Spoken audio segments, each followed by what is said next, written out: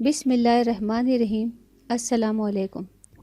کوئی عادل اور خدا ترس بادشاہ اپنی رعایا کے حالات سے آگاہی کے لیے رات کو بھیس بدل کر گشت کیا کرتا تھا۔ ایک دن وہ ایک مسجد کے پاس سے گزرا تو اس نے 2 درویشوں کو دیکھا جو سردی میں کانپ رہے تھے۔ بادشاہ ان کے حالات سے واقفیت حاصل کرنے کے لیے وہاں رک گیا۔ ایک درویش نے دوسرے درویش سے کہا، اگر قیامت کے دن اللہ تعالیٰ نے بادشاہوں کو بھی بخش دیا تو میں اپنی قبر سے باہر نکلنے سے انکار کر دوں گا۔ یہ کیسا انصاف ہوا کہ دنیا میں بھی وہ عیش کریں اور آخرت کی زندگی میں وہ جنت کے حقدار بن جائیں۔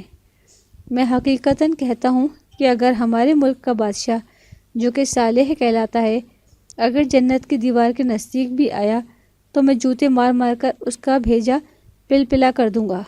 بادشاہ نے ان سردی کے ٹھٹرتے درویشوں کی گفتگو سنی تو وہاں سے واپس لوٹ آیا اور اگلے دن اس نے پیادے بھیج کر ان دونوں درویشوں کو دربار میں بلا لیا اور انہیں انعام و اکرام سے نوازا اور ان کی عزت افزائی کی۔ وہ درویش اس حسن سلوک پر حیران تھے کہ ایک درویش سے رہا نہ گیا۔ اس نے بادشاہ سے اس حسن سلوک کے متعلق رازداری سے دریافت کیا کہ ان کے ساتھ اس عزت افزائی سے پیش آنے اور انہیں انعام و اکرام سے نوازنے کی کیا خاص وجہ ہے۔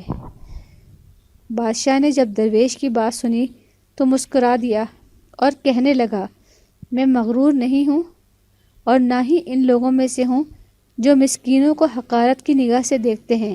تمہیں یہ خیال اپنے دل سے نکال دینا چاہیے کہ تم قیامت کے دن میرے مخالف ہوگے۔